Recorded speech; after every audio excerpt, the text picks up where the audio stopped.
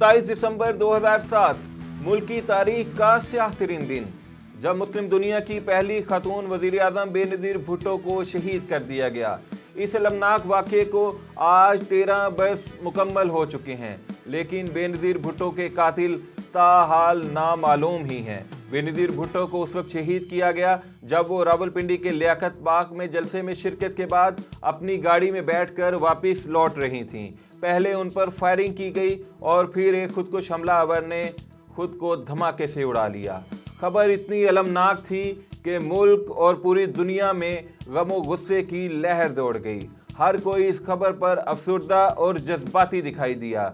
इस मौका पर साबिक वज़ीर आज़म नवाज शरीफ, जिनके जलसे पर उसी रोज़ नामालूम अफराद ने ही फायरिंग की थी, तमाम तर एहतियाती तदाबीर को नज़रअंदाज करते हुए फ़ौरन हस्पताल पहुँचे और जियालों को पुरसा देते दिखाई दिए। इन भड़कते जज्बात को बेनज़ीर भुट्टो के शोहर आसिफ जरदारी ने पाकिस्तान खप्पे का नारा लगाकर ठंडा कर दिया, लेकिन उस वक्त की हुकूमत ने महज रिवायती रद्द अमल दिया। उस वक्त के सदर परवेज मुशर्रफ से जब कुछ अरसे बाद एक भारतीय चैनल ने पूछा कि क्या वो इस वाक़े पर कोई इखलाकी जिम्मेदारी महसूस करते हैं, तो उनका क्या कहना था और उनकी टोन क्या थी, आइए आप भी देखिए।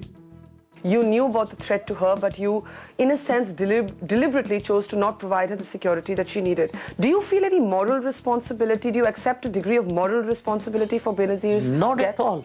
Not at all. Zero. Not at all. Not at all. Zero.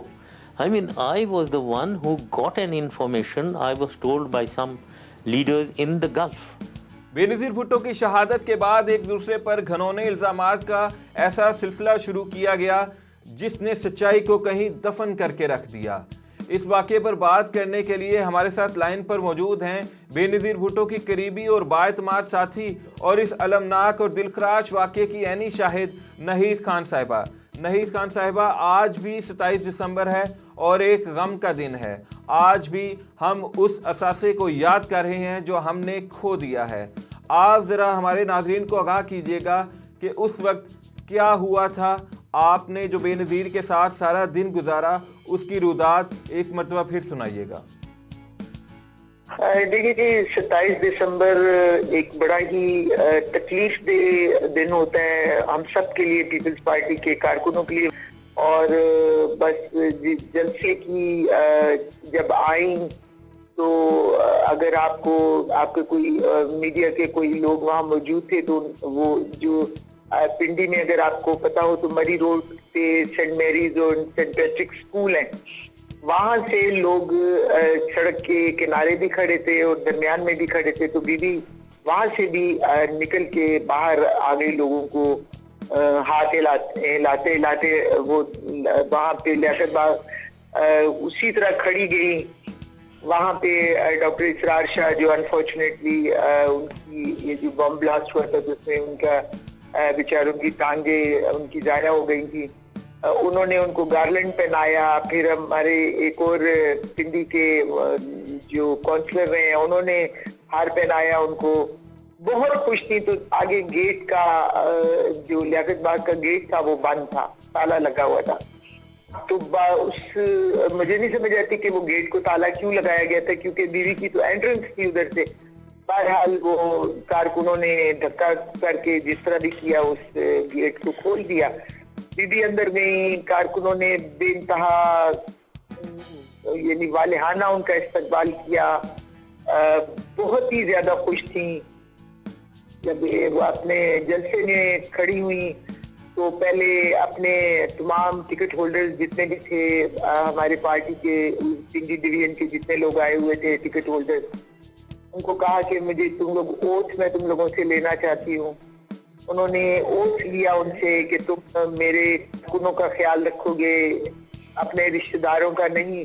एक दफा नहीं, दो दफा नहीं, 3 दफा उनसे ये ओथ उन्होंने लिया और सब ने खड़े होके ओथ लिया बीबी को ना। मतलब अब मैं सोचती हूँ तो लगता है जैसे उनको ये एहसास हो रहा था कि शायद वो कहते हैं ना कि जो बहुत अच्छे नेक लोग होते हैं उनको शायद अपने दुनिया से जाने का भी एहसास हो जाता है। तो उनको ये एहसास हो रहा था कि वो इस तरह उन्होंने उनसे सबसे ओथ लिया और फिर जिस तरीके से फिर स्टेज पे बैठी हुई थी, मखदूम साहब बैठे हुए थे, सब लोग बैठे थे। आप अगर उनकी वो वीडियोस देखें, कितने वो जोश से लोगों के नारों का जवाब दे रही हैं।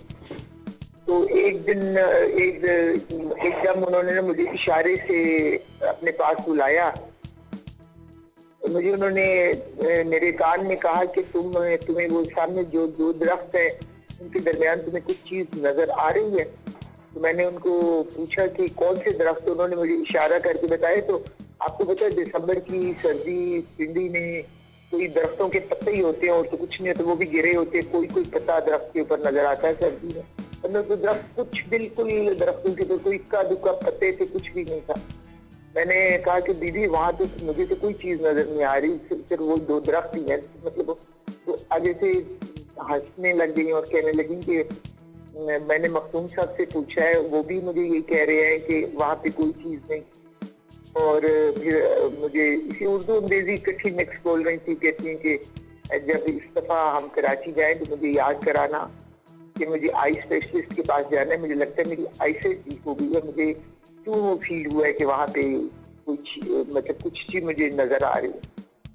जी नहीद खान साहिबा, यकीनन इन लम्हात को याद करना दुख को मज़ीद बढ़ा देता है, लेकिन हम आपसे ये भी जानना चाहेंगे कि उस दिन बेनज़ीर भुट्टो जलसे के हवाले से काफ़ी पुरजोश दिखाई दे रही थी। तो जलसे में आने से पहले और जलसे से निकलने के बाद आपके और उनके दरमियान क्या गुफ्तगू हुई? मतलब मैं उसी गुजारे में बींगा, मैं एक पार्टी की कारकुन भी थी, मुझे सिर्फ बीवी के साथ जाना तो मैं वो नहीं था कि जलसा कामयाब होना चाहिए। तो मैं तकरीबन वहाँ 1:30 बजे गई तो दीदी आ चुकी थी वापस। तो मुझे उनका मुलाजिम है वो कहने लगा कि दीदी आपका बहुत देर से पूछ रही हैं, तो आप कहाँ थी? मैंने देखा मखदूम अमीन वगैरह सब लोग ये बाहर बैठे खाना खा रहे थे। अंदर गई तो उसी वक्त ट्रॉली पे वो अकेली बैठी थी, खाना उन्होंने उसी वक्त अपना खाना खत्म किया था। तो मुझे उन्होंने कहा कि नहीं खाना खा लो। तो मैंने कहा नहीं दीदी खाना नहीं, बस जलसा अच्छा हो जाए आज, बस जलसे की वो है कि अल्लाह करे जलसा बहुत अच्छा हो जाए। क्योंकि सारे पिंडी में एक चैलेंज था ना मेरे लिए कि जलसा अच्छा होना चाहिए में दीदी का बहुत। तो फिर बैठ गई, बातें करने लगी, कहने लगी कि जलसे की स्पीच के हवाले से बातें करने लगी, जलसे की उसके हवाले से बातें करने लगी, बहुत सारी बातें, कुछ पर्सनल बातें, जिस तरह मतलब आम बैठ के इंसान आपस में करता है इस तरह की। लेकिन बहुत ही खुश थे। मुझे उन्होंने वो निकाल के दी, क्या नाम है, बुलेट प्रूफ जैकेट। मुझे कहने की बुलेट प्रूफ तुमने जैकेट पहनी है? मैंने कहा मैंने तो नहीं पहनी। तो कहती हैं कि ये लो, ये बुलेट प्रूफ जैकेट एक अपने लिए और एक सफदर को देना, सफदर की तरह। मैंने कहा वो तो लियाकतबाज में।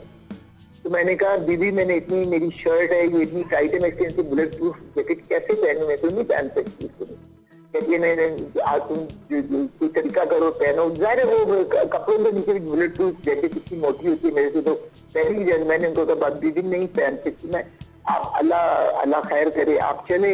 जब जलसा हुआ, जलसा खैर खैरियत से हो गया, लोगों में बेइंतहा दीदी का वाले आना इस्तेमाल के बहुत खुश थी दीदी में। जब नीचे उतरी तो एकदम उनकी शॉल गिर गई, तो सीढ़ियों पे तो कादिर शाहीन सब खड़े थे, उन्होंने शॉल उठा के दी। तो मुझे कहने उस दिन रात को कुछ उनके अमेरिका से कोई सेनेटर्स आ रहे थे जिनका डिनर था दीदी के घर में। उसी दिन जरदारी साहब ने एकदम अचानक का प्रोग्राम बना लिया था। तो कहने लगी कि मुझे नहीं समझ आती मेरे मना करने के बावजूद क्यों इलेक्शन कैंपेन में जरदारी साहब, वो कहते कि नहीं मैंने भी इलेक्शन कैंपेन में जो है ना पार्ट ले करना। तो उन्होंने कहा कि नाहिद सफदर को भी बुलाओ, सफदर हमारे साथ चले, तुम और सफदर मेरे साथ बैठो और हम उन हलकों में उनको भेजें जो हमारी बिल्कुल कोई उम्मीद नहीं है कि वहां से हमें कोई भी वोट मिलेगा, यानी बहुत कम वोट मिलेंगे। तो मैं अपनी कैंपेन बिल्कुल नहीं चाहती कि मेरी कैंपेन बहुत अच्छी, हमारी कैंपेन चल रही है, मैं चाह रही हूँ कैंपेन हमारी उसी तरह रन हो और उनको उन इलाकों में भेज दो जहाँ पे हमारे कोई चांस नहीं। तो सफदर को भी बुलाया, सफदर बैठे। तो गाड़ी में जब बैठने लगे तो अमूमन दीदी की सिक्योरिटी की वजह से हम कभी वो दाएं तरफ बैठती थी, कभी बाएं तरफ बैठती थी, कभी सेंटर में बैठती थी। तो मैं दरवाजे से दूसरी तरफ जाने लगी तो मुझे उन्होंने आवाज दी, मैं कहती नाहिद इधर, you come and sit on my right side. तो सेंटर में वो खुद बैठी, लेफ्ट पे मखदूम साहब बैठे, पीछे सफ्तर बैठे हुए थे, फिर उससे पीछे वो बैठे हुए थे अपने वो जो उनके सिक्योरिटी के थे खालिद शहनशाह और साथ उनका एक जो वैले है वो बैठा हुआ था, जो पर्स उनका उठा के साथ रखता था साधना में। तो जब हम गाड़ी हमारी मूव की तो रश के गाड़ी के बोनस के ऊपर लोग चढ़ गए और वजीर आजम बेनजीर गाड़ी को मूव नहीं करने दे रहे। तो बीवी ने मुझे उस दौरान कहा कि मुझे उस दिन मियाँ साहब के जलसे के फायरिंग हुई थी यहाँ नवाज शरीफ साहब के, तो उनकी इत्तला ये आई थी कि उनके जलसे में उनके कुछ कारकुन जो है उनको मार दिया गया, मारे गए।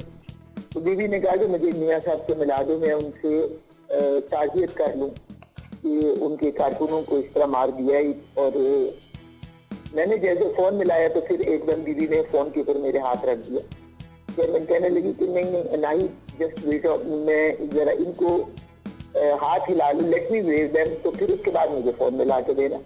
तो फिर उन्होंने ड्राइवर को कहा कि ये मुझे वो मेगाफोन हमने गाड़ी में रखा होता था ना, वो जिससे वो जहाँ लोग रुकते थे तो बीवी स्पीच करती थी। उन्होंने ड्राइवर से वो लेके और सफर को पीछे कहा कि सफर हाउ अबाउट सम नाराज, बिल्कुल अंग्रेजी उर्दू मिक्स बोल रही।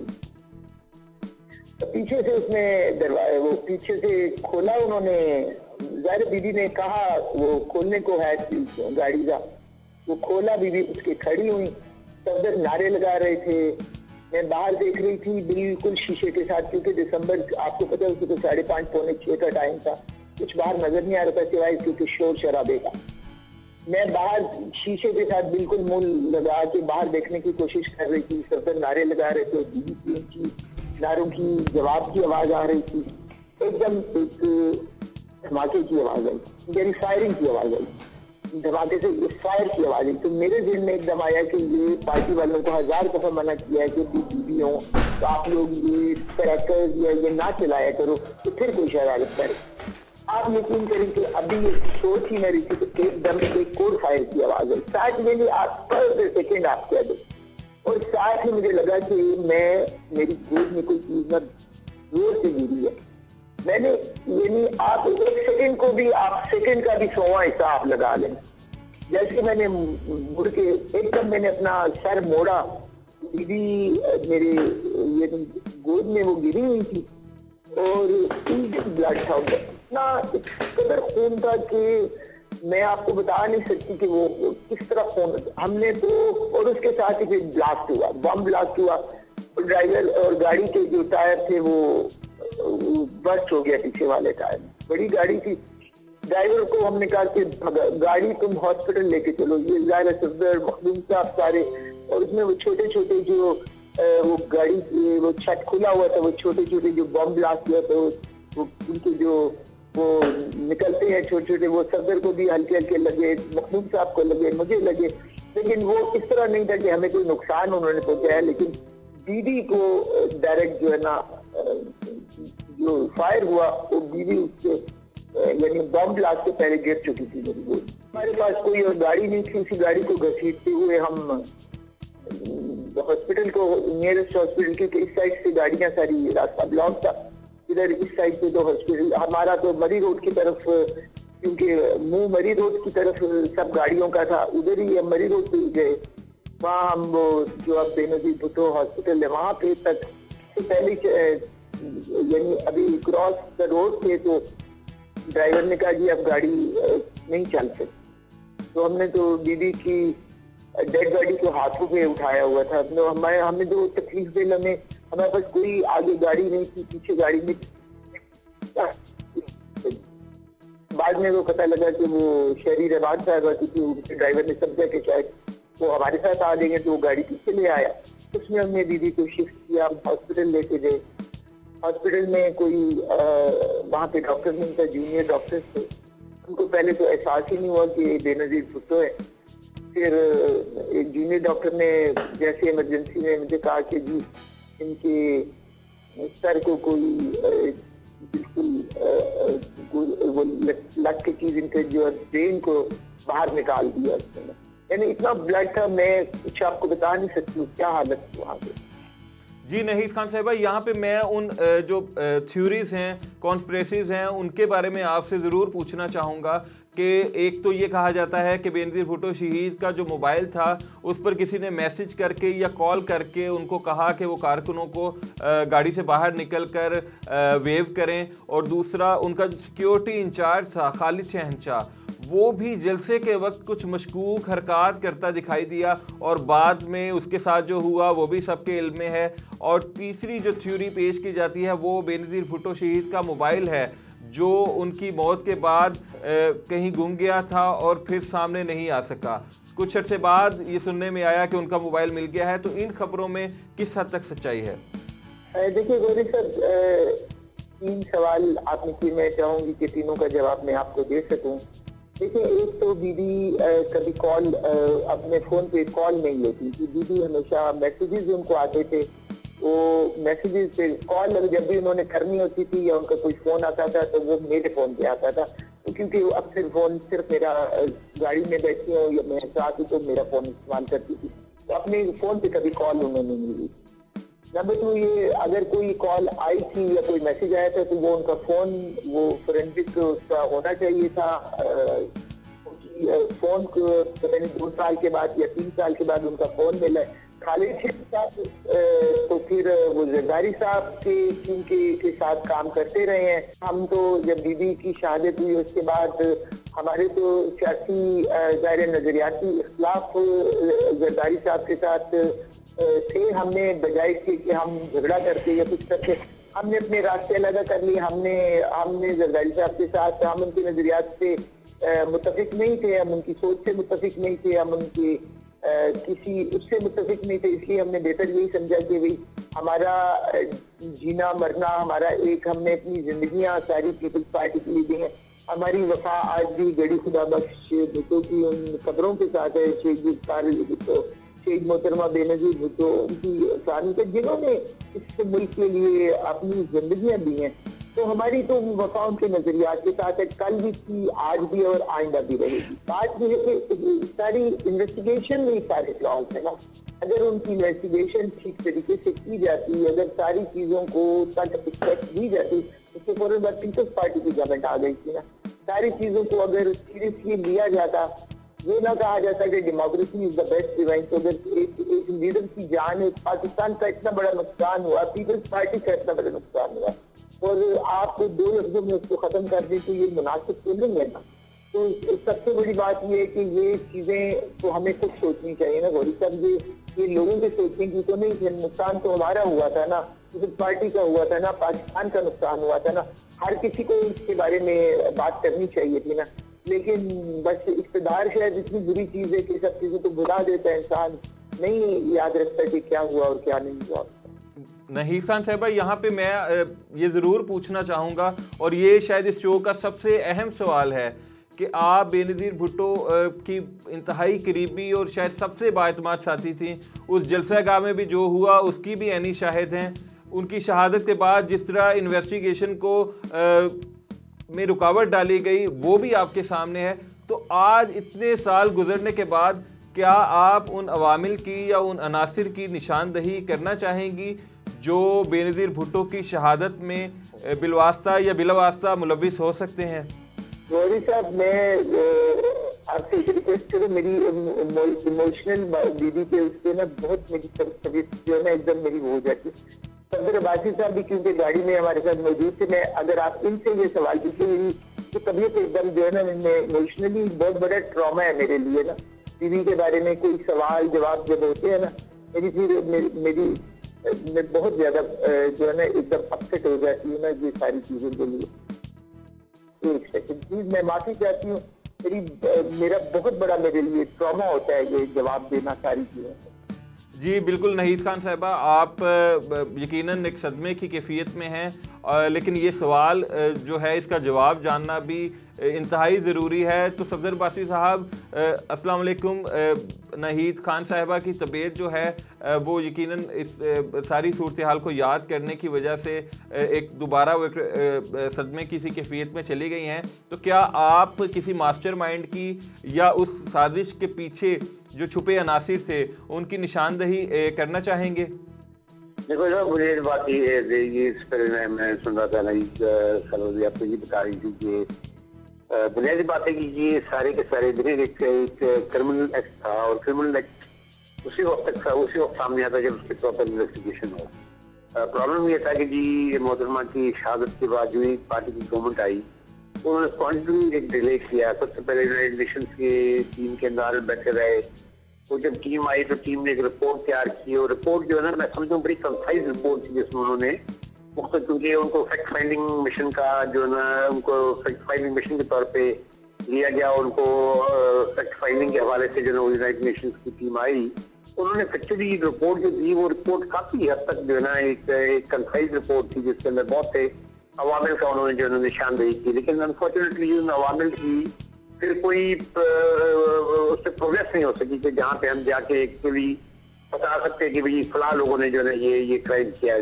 यकीनन जो है क्राइम बहुत बड़ा था और उसमें कोई एक इंडिविजुअल शामिल नहीं हो सकता। उसके अंदर एक वैरायटी ऑफ जो बात समझ आती है कि जिससे एक बहुत बड़े फैक्टर इन्वॉल्व रहे हैं सारे मल के अंदर। लेकिन मैं समझता हूँ कि प्रॉपर एक इन्वेस्टिगेशन का मामला था ना। मैं आज बैठ के किसी पर इल्जाम लगाऊं तो वो नाम आज अभी तक हमने 12 साल गुजर गए हैं, हमने हमेशा एक ही बात कही है कि जी इसकी प्रॉपर इन्वेस्टिगेशन होनी चाहिए। जो इन्वेस्टिगेशन यकीनन पार्टी की गवर्नमेंट करती। अब पार्टी की गवर्नमेंट जब खत्म हो गई तो मैं क्या इल्जाम दूं मियां साहब की गवर्नमेंट को, या मैं क्या इल्जाम दूं इमरान खान साहब की गवर्नमेंट को, क्योंकि वो 5 साल आपने जाया कर दिए। और इस तरह तार साहब के इतना बड़ा वाकया हुआ जिसमें 250 पार्टी के कारकुन शहीद हुए। सिंध में आज भी पार्टी की हुकूमत है लेकिन उसका कोई उसकी इन्वेस्टिगेशन नहीं हो सकी, किसी पे भी कोई चालान नहीं कटा, किसी पे भी कोई इल्जाम नहीं लगाया गया, किसी के ऊपर कोई मुकदमा नहीं चला। तो मैं समझती हूँ सारी चीजें ऐसी हैं क्योंकि बहुत बड़ा धब्बा है पाकिस्तान पीपल्स पार्टी की क़यादत और उस वक्त की हुकूमतों और आज की हुकूमत के ऊपर। जी बहुत शुक्रिया सफदर अब्बासी साहब, और नाहीद खान साहिबा आपका भी बहुत शुक्रिया कि आज के इस अहम दिन में आपने अपने कीमती वक्त में से हमें कुछ वक्त दिया और उस अलमनाक दिन के बारे में अपने जज्बात हमसे शेयर किए। नाज़रीन, हमारे साथ इस वक्त लाइन पर मौजूद हैं तज्ज़िया निगार बिलाल अशरफ साहब। बिलाल अशरफ साहब, ये गुफ्तगू आपने भी सुनी, आपसे भी मैं ये सवाल पूछना चाहूँगा कि क्या ये मुमकिन है कि कभी हम बेनज़ीर भुट्टो शहीद के कातिलों तक पहुँच सकें और हमारी एजेंसियों को जिन्हें नंबर 1 तस्लीम किया जाता है वो बेनज़ीर भुट्टो के असल कातिलों को पकड़ कर आवाम के सामने पेश करें? वकार साहब, ये जितने भी हमेशा हम अगर तारीख का मुताला करते हैं तो हमें इस चीज़ का अंदाज़ा होता है कि जितने भी हाई प्रोफाइल केसेस होते हैं तो उनकी जो डेथ है वो कंट्रोवर्सीज का शिकार होती है। यानी हमेशा उनकी वजूहात के ऊपर डिबेट शुरू होती है। और ये हम नहीं कह सकते कि पाकिस्तान की एजेंसी इतनी एफिशिएंट होने के बावजूद इस एक छोटा सा मुहिम्मा है उसको हल करने में नाकाम रही है। आप देखिए JF कैनेडी अमेरिका, जिसकी हम कहते हैं कि CIA जो है वो सबसे बड़ा और FBI रिसोर्सेज वाइज और वैसे भी कैपेसिटी वाइज एक बहुत बड़ी कह रहे हैं कि साख है उनकी। लेकिन उसके बावजूद वो आज तक JF कैनेडी की जो डेथ थी, जो उसका कत्ल हुआ, उसके ऊपर से वो कोई ऐसा नहीं निकाल पाए। और दूसरी बात, अभी रिसेंट हिस्ट्री में आप देखें, रिसेंट डेवलपमेंट थी, आपने जरूर देखा होगा जो BBC का एक केस फाइल हुआ पिछले दिनों, वो लेडी डायना के हवाले से। जो लेडी डायना का मर्डर हुआ, क्या वो रोड एक्सीडेंट था या वो मर्डर था, तो आज तक वो भी जो हाई प्रोफाइल केस है वो भी बेशुमार कंट्रोवर्सीज की जद में रहा है। तो हमेशा से ऐसा हुआ है। तो चूंकि बेनज़ीर भुट्टो जो है वो एक न सिर्फ मुस्लिम वर्ल्ड की पहली खातून वज़ीर आज़म थी, बल्कि एक बड़े पॉलिटिकल बैकग्राउंड का हिस्सा भी थी और एक लडार बेबाक लीडर थी। तो एक हाई प्रोफाइल रैंकिंग में एक ऐसे कह लें कि ऐसी शख्सियत का मर्डर जो है वो बहुत सारी कहानियों को छोड़ता है। उसकी वजह ये होती है कि आम आदमी की निस्बत चूंकि उस मर्डर की वजह से बेनिफिशियरी जो है वो आपको बेशुमार नजर आते हैं, अपोजिशन अलग से नजर आती है, फिर उसके अलावा बहुत सारे ऐसे दोस्त जो हैं उनके ऊपर भी शकूक का दायरा जो है वो तंग होना शुरू होता है। दुश्मनों को पहले से ही कह लें कि वो शकूक व शुबहात उनके हवाले से उभरते हैं। तो इस तरह ये एक कह लें कि थोड़ा सा कॉम्प्लिकेटेड हो जाता है, क्योंकि पब्लिक सिंपैथी साथ होती है, अटैचमेंट साथ होती है, तो वो इतनी एफिशिएंटली और इतनी तेजी के साथ कभी भी ऐसे केसेस के ऊपर इन्वेस्टिगेशन उस तरह लॉन्च नहीं हो सकती। ये बैरियर्स होते हैं बेसिकली। जहाँ पे भी आप देखिए, मिसाल दे रहा हूँ मैं आपको कि किसी जगह पे कोई ऐसा मर्डर अटेम्प्ट होता है, तो जिस मर्डर के साथ उसकी फैमिली और बाकी लोगों की अटैचमेंट बहुत शदीद होती है, तो कोई भी इन्वेस्टिगेशन यूनिट जो है वो उस टाइम पे क्योंकि उनकी इमोशंस को वो न्यूट्रलाइज करने के बाद ही इन्वेस्टिगेशन की तरफ जा पाता है।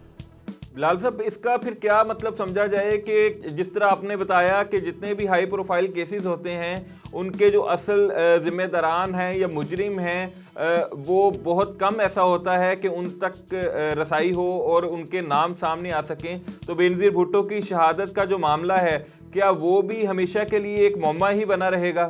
देखिए हम क्या लियाकत अली जो हैं उनके केस के हवाले से हम कितना मैच्योर हो पाए, आज तक उसकी इन्वेस्टिगेशन कहाँ तक पहुँच पाई, और ये तो मोहतरमा शहीद बेनज़ीर भुट्टो उनके मर्डर से बहुत पहले की बात है। ठीक है, हम तो बहुत सारे ऐसी सच्चाइयों के ऊपर से पर्दा उस तरह नहीं उठा पाते। उसकी वजह बहुत सारी डिवोशन, बहुत सारे इमोशनल कह लें कि एक क्लस्टर में जो है वो शख्सियत जो है वो बंदी होती है कि वो, और दूसरा ये होता है कि अमूमन यानी जिस तरह मैंने आपको पहले मिसाल दी कि अमेरिका जैसा एक बड़ा मुल्क जो है वो इसके पास बहुत एफिशिएंट इन्वेस्टिगेटिव यूनिट्स हैं, ना सिर्फ सिविल में के ऊपर, लेकिन उसके बावजूद भी वो बहुत सारे ऐसे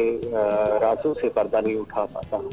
बरतानिया की भी मिसाल दी कि बरतानिया जो है वो जिसके पास कह लें कि इन्वेस्टिगेशन के हवाले से वो एक कह लें कि टॉप 5 जो जिनको कंसीडर किया जाता है दुनिया भर में, तो वो वहाँ पे यूनिट्स हैं, लेकिन उसके बाद जो वो डियाना के हवाले से अभी तक कुछ ऐसा कंक्लूड नहीं कर पाया। तो पाकिस्तान तो हमारे यहाँ आप भी जानते हैं कि हमारे यहाँ जो इंफ्रास्ट्रक्चर है इन्वेस्टिगेटिव यूनिट्स का वो किस तरह का है, क्या वो उतना ही एफिशिएंट है जितना जो तरक्की याफ्ता मॉडर्न जो ममालिक हैं उनके के साथ अगर हम कंपेयर करें तो हम कदरे कमज़ोर हैं। और उस कमज़ोर कहने के स्ट्रक्चर के साथ ये कहना बहुत मुश्किल होगा कि हम ऐसे किसी भी केस के ऊपर से या उसको उस तरह इन्वेस्टिगेट करके चीज़ों को सामने ला पाएं। और शायद ये मामला इतना अहम नहीं है वकार साहब कि सच्चाई ढूंढना अहम नहीं है, इससे ज़्यादा अहम बात यह है कि क्या वो सच्चाई काबिल कबूल होगी। आपके बहुत सारे लोग हो सकते हैं कि जिनके लिए वो काबिल कबूल ना हो। ठीक है, मिसाल दे रहा हूँ कि बहुत सारे एक नैरेटिव ये रहा है बेनज़ीर के हवाले से कि उसके जो बेनिफिशियरी हैं वो आसिफ अली ज़रदारी हैं, ठीक है ना, जैसे। लेकिन क्या वो अगर इन्वेस्टिगेशन या अगर सच्चाई इस तरह की निकलती है तो क्या पीपल्स पार्टी उसको कबूल कर पाएगी? एक बयानिया दूसरा भी है कि उसके पीछे एस्टैब्लिशमेंट का हाथ था उसके इस मर्डर के पीछे। तो क्या ये सच्चाई एस्टैब्लिशमेंट के लिए काबिल कबूल हो? तो असल मसला सच्चाई ढूंढने का नहीं है, सच्चाई को कबूल करने का है। तो ये एक बहुत बड़ा चैलेंज होता है जो तमाम ममालिक में या हर जगह की सोसाइटी जो है इस चैलेंज को उस तरह कहने के कबूल नहीं कर पाती। तो यही वजह है कि ऐसे तमाम जो मर्डर होते हैं, जो हाई प्रोफाइल रैंकिंग के मर्डर होते हैं, वो हमेशा बोलने की सूरत में ही तारीख का हिस्सा रहते हैं। जी बिलाल अशरफ साहब, हमें वक्त देने का बहुत बहुत शुक्रिया। नाज़रीन, तारीख से हमने कुछ और सीखा हो या ना सीखा हो, लेकिन एक बात वाज़ेह है कि अगर किसी नापसंद आवाज़ को बदरिया ताकत दबाने की कोशिश की जाए तो ये आवाज़ ख़त्म होने की बजाय तहरीक बन जाया करती है, और जबर और जुल्म का रास्ता इख्तियार करने वालों के नाम अक्सर तारीख के कूड़ादानों में मिलते हैं। इसके साथ ही अपने मेज़बान वकास गौरी को इजाज़त दीजिए और देखते रहिए prime time with Waqas Gauri.